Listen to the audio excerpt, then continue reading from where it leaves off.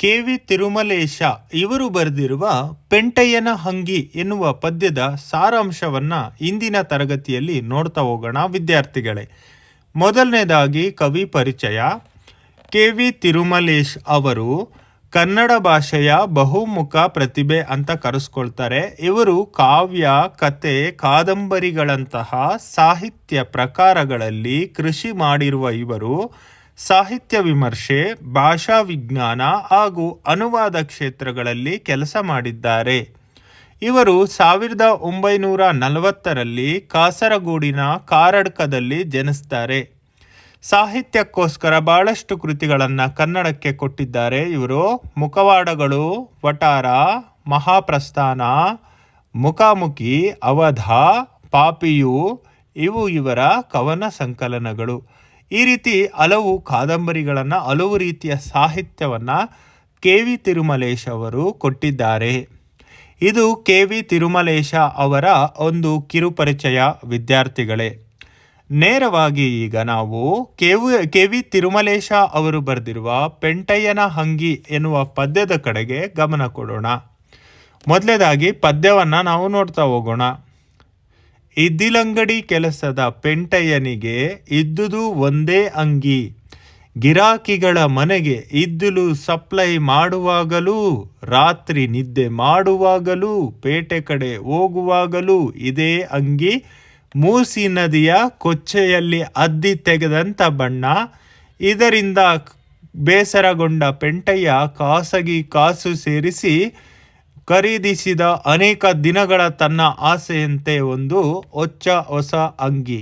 ಎಂದೋ ಹೋಗಬೇಕೆಂದಿದ್ದ ಅಡವಿ ರಾಮುಡು ಚಿತ್ರಕ್ಕೆ ಈ ಸಂಜೆಯೇ ಹೋಗಿಬಿಡಬೇಕು ಎಂದುಕೊಂಡ ಪೊಲೀಸು ಪಟೇಲನ ಮನೆಗೆ ಅರ್ಜೆಂಟಾಗಿ ಬೇಕಾಗಿದ್ದ ಇದ್ದಿಲ ಸಂಗತಿಯನ್ನು ಮರೆತು ಗರಿ ಬಿಳಿ ಅಂಗಿ ಮುಟ್ಟಿದರೆ ಎಲ್ಲಿ ಮುರಿಯುತ್ತದೋ, ತೊಟ್ಟರೆ ಎಲ್ಲಿ ಇಸ್ತ್ರಿಯ ಗೆರೆಗಳು ಮಾಯುತ್ತವೋ ಎಂದುಕೊಂಡೇ ಹಾಕಿ ಹೊರಟಿದ್ದ. ಇದ್ದಿಲಂಗಡಿಗೂ ತನಗೂ ಏನೇನೂ ಸಂಬಂಧವಿಲ್ಲದಂತೆ ಇದ್ದಿಲಂಗಡಿಯ ಪಕ್ಕದಲ್ಲೇ ನಡೆದು ಹೋದ. ಇನ್ನೇನು ಗೆದ್ದೆ ಎನ್ನುವಷ್ಟರಲ್ಲಿ ಎದುರಾದದ್ದು ಮತ್ತಾರು ಅಲ್ಲ, ಪೊಲೀಸ್ ಪಟೇಲ. ಅಂದಿನಿಂದ ಯಾತಕ್ಕೆ ಆ ಕ್ಷಣದಿಂದ ಪೆಂಟಯ್ಯನ ಬಳಿ ಅಂಗಿ ಎಂದೂ ಬಿಳಿಯಂಗಿಯಾಗಿರಲಿಲ್ಲ.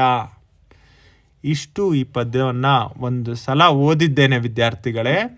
ಈ ಪದ್ಯದಲ್ಲಿ ಪೆಂಟಯ್ಯನ ಅಂಗಿ ಪದ್ಯದಲ್ಲಿ ಅಲ್ಲಿ ಏನನ್ನು ಹೇಳ್ತಾ ಇದ್ದಾರೆ ಕೆ.ವಿ. ತಿರುಮಲೇಶ ಅವರು ಅಂದರೆ, ತನ್ನ ತೀವ್ರವಾದಂತಹ ಬಡತನದಿಂದ ಒಂದಿನಾದರೂ ನಾನು ಹೊರಗಡೆ ಬರಬೇಕು ಅನ್ನುವಂತಹ ಪ್ರಯತ್ನವನ್ನು ಆ ಒಬ್ಬ ಬಡಪಾಯಿ ಪೆಂಟಯ್ಯ ಮಾಡ್ತಾನೆ. ಮಾಡದಂತಹ ಸಂದರ್ಭದಲ್ಲಿ ಯಾವ ರೀತಿಯ ಒಂದು ಪರಿಸ್ಥಿತಿ ಮತ್ತೆ ಅವನನ್ನು, ತನ್ನ ಬಡತನ ಯಾವ ರೀತಿ ಒಳಗಡೆ ಎಳ್ಕೊಳ್ಳುತ್ತೆ ಅನ್ನೋದನ್ನು ಕೆ.ವಿ. ತಿರುಮಲೇಶ ಅವರು ಹೇಳ್ತಾ ಹೋಗಿದ್ದಾರೆ ವಿದ್ಯಾರ್ಥಿಗಳೇ. ನೋಡಿ, ಇಲ್ಲಿ ಪೆಂಟಯ್ಯನಿಗೆ ಇರೋದು ಒಂದೇ ಅಂಗಿ. ಅದನ್ನು ಫಸ್ಟ್ ಇಲ್ಲಿ ಅರ್ಥ ಮಾಡ್ಕೋಬೇಕು. ಅವನು ಏನು ಕೆಲಸ ಮಾಡ್ತಾ ಇದ್ದ ಪೆಂಟಯ್ಯ ಅಂದರೆ, ಇದ್ದಿಲಂಗಡಿಯ ಕೆಲಸವನ್ನು ಮಾಡ್ತಾ ಇದ್ದ. ಪೆಂಟಯ್ಯ ಇದ್ದಿಲಂಗಡಿಯ ಕೆಲಸವನ್ನು ಮಾಡ್ತಾ ಇದ್ದ. ಆತನಿಗೆ ಇದ್ದುದು ಒಂದೇ ಅಂಗಿ. ಗಿರಾಕಿಗಳ ಮನೆಗೆ ಇದ್ದಿಲನ್ನು ಸಪ್ಲೈ ಮಾಡುವಂತಹ ಸಂದರ್ಭದಲ್ಲೂ ಕೂಡ, ರಾತ್ರಿ ನಿದ್ದೆ ಮಾಡುವಾಗಲೂ ಕೂಡ, ಪೇಟೆ ಕಡೆ ಹೋಗುವಾಗಲೂ ಕೂಡ ಇದೇ ಅಂಗಿಯನ್ನು ಪೆಂಟಯ್ಯ ಧರಿಸ್ತಾ ಇದ್ದ. ಅಂದರೆ ಇಲ್ಲಿ ಒಂದು ರೀತಿ ಕೊಚ್ಚೆಯಲ್ಲಿ ಅದ್ದಿ ತೆಗ್ದಿರೋ ಥರದ ಒಂದು ಬಣ್ಣ ಇದು. ಅಂದರೆ ಒಂದು ಕೊಚ್ಚೆ ನೀರಿನ ಬಣ್ಣ ತಿರುಗಿಬಿಟ್ಟಿತ್ತು, ಅದಕ್ಕೆ ಅಷ್ಟು ಅದನ್ನು ಹಾಕ್ಕೊಂಬಿಟ್ಟಿದ್ದ. ಕೊಳೆಯಾಗಿತ್ತು ಆ ಅಂಗಿ. ಎಲ್ಲ ಟೈಮ್ನಲ್ಲೂ ಅದೇ ಅಂಗಿಯನ್ನು ಹಾಕಿದರೆ ಬಹುಶಃ ಆ ಥರದ ಕೊಳೆ ಸಹಜವಾಗಿ ಆಗುತ್ತೆ. ಹಾಗೆಯೇ ಇಲ್ಲಿ ಆ ಪೆಂಟಯ್ಯ ಯಾವಾಗಲೂ ಕೂಡ ಹಾಕ್ತಾ ಇದ್ದಿದ್ದರಿಂದ ಆ ಅಂಗಿ ಅನ್ನುವಂಥದ್ದು ತುಂಬಾ ಕೊಳೆಯಾಗಿತ್ತು. ಆನಂತರ ಇಲ್ಲಿ ಒಂದು ದಿನ ಪೆಂಟಯ್ಯ ತುಂಬ ಬೇಸರ ಆಗ್ತಾನೆ. ಬೇಸರಗೊಂಡಂಥ ಪೆಂಟಯ್ಯ ಕಾಸಿಗೆ ಕಾಸು ಸೇರಿಸಿ ಖರೀದಿಸ್ತಾನೆ. ಹೊಸ ಅಂಗಿಯನ್ನು ಖರೀದಿಸಿ ಹೊಸ ಅಂಗಿಯನ್ನು ಹಾಕಿಕೊಳ್ಬೇಕು ಅಂಥೇಳಿ ಅಂದ್ಕೊಂಡು ಎಂದೋ ಹೋಗಬೇಕಾದಂತಹ ಒಂದು ಸಿನಿಮಾ, ಇವಾಗ ಸಾಮಾನ್ಯವಾಗಿ ಅಂಗಿ ತೆಗೆದುಕೊಂಡ್ಮೇಲೆ ಅವನಿಗೆ ಅನಿಸುತ್ತೆ, ನಾನು ಏನಾದರೂ ಮಾಡಿ ಇವತ್ತು ಸಿನಿಮಾಗೆ ಹೋಗೋಣ.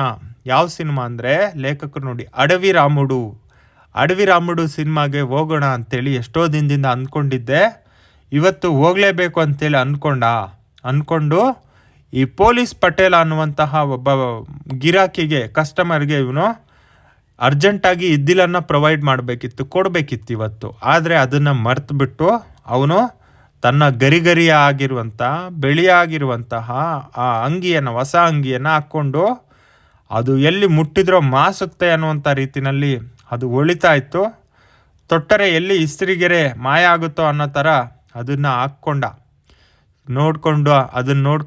ನೋಡ್ಕೊಂಡಾದ್ಮೇಲೆ ಅವನು ತನಗೂ ಇದ್ದಿಲ್ಲ ಅಂಗಡಿಗೂ ಏನು ಸಂಬಂಧ ಇಲ್ಲ, ಅಂದರೆ ತನಗೂ ತಾನು ಮಾಡ್ತಿರೋ ಕೆಲಸಕ್ಕೂ ಸಂಬಂಧ ಇಲ್ಲ ಅನ್ನೋ ಥರ ಅವನು ರೆಡಿಯಾಗಿ ಅವನು ಹೊರಟ ಅಂದರೆ ಅಡವಿ ರಾಮುಡು ಸಿನಿಮಾ ನೋಡೋದಕ್ಕೆ ಅಂತೇಳಿ ಹೊರಟ. ಇನ್ನೇನು ನಾನು ಈ ಬಡತನದಿಂದ ಹೊರಗೆ ಬಂದೆ ಅನ್ನುವಂಥ ರೀತಿಯಲ್ಲಿ ಅವನ ಬಟ್ಟೆ, ಅವನ ಭಾವನೆ, ಅವನ ಒಂದು ಸಿನಿಮಾನ ಹೋಗುವಂತಹ ಶೈಲಿ ಇತ್ತು.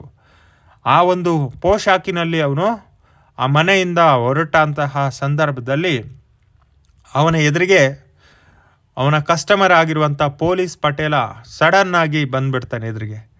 ಸಹಜವಾಗಿ ನಾನು ಆಗಲೇ ಹೇಳ್ದಾಗೆ ಪೊಲೀಸ್ ಪಟೇಲನಿಗೆ ಇವತ್ತು ಇದ್ದಿಲನ್ನು ಕೊಡಬೇಕಾಗಿತ್ತು. ಆದರೆ ಆ ಇದ್ದಿಲನ್ನು ಕೊಡಬೇಕಾದಂಥ ವಿಚಾರವನ್ನು ಮರೆತಿದ್ದಂತಹ ಪೆಂಟಯ್ಯನಿಗೆ ತನ್ನ ಎದುರುಗಡೆ ಬಂದು ನಿಂತ್ಕೊಂಡಿರುವಂತಹ ಆ ಒಂದು ಪೊಲೀಸ್ ಪಟೇಲನನ್ನು ನೋಡಿ ಶಾಕ್ ಆದಾಗ ಅಂದಿನಿಂದ ಇಂದಿನವರೆಗೂ ಯಾಕೆ ಆ ಕ್ಷಣ ಅಂತೇಳಿ ಬೇಜಾರಾಗುತ್ತೆ. ನಾನು ಇಷ್ಟು ಚೆನ್ನಾಗಿ ರೆಡಿಯಾಗಿ ಹೊರಟಿದ್ದೆ, ಆ ಕ್ಷಣಕ್ಕೆ ಎಂಥ ಒಂದು ವಿಘ್ನ ಬಂತಲ್ಲ, ಮತ್ತೆ ನನಗೆ ಅದೇ ಕಷ್ಟ, ಮತ್ತೆ ವಾಪಸ್ ಬಂದು ನಾನು ಹಳೆ ಶರ್ಟನ್ನು ಬಂತಲ್ಲ ಅಂತೇಳಿ ಅವನಿಗೆ ಬೇಸರ ಇದೆ. ಅದಕ್ಕೋಸ್ಕರ ಪೆಂಟಯ್ಯ ಅಂದಿನಿಂದ ಇಂದಿನವರೆಗೆ ಬಿಳಿ ಅಂಗಿ ಎಂದು ಬಿಳಿ ಅಂಗಿ ಆಗಿರಲಿಲ್ಲ. ಅವನ ಅಂಗಿ ಯಾವತ್ತೂ ಕೂಡ ಪೆಂಟಯ್ಯನ ಬಳಿ ಅಂಗಿ ಬಿಳಿಯಾಗಿ ಯಾವತ್ತೂ ಇರಲಿಲ್ಲ. ಅಂದರೆ ಅವನ ಬಡತನ, ಅವನು ಕೊನೆವರೆಗೂ ಕೂಡ ಬಡವನಾಗಿಯೇ ಉಳಿಬೇಕಾಗಿತ್ತು. ಕಪ್ಪಾಗೇ ಇದ್ದ, ಅಂದರೆ ಕಪ್ಪು ಅಂದರೆ ಬಡತನ.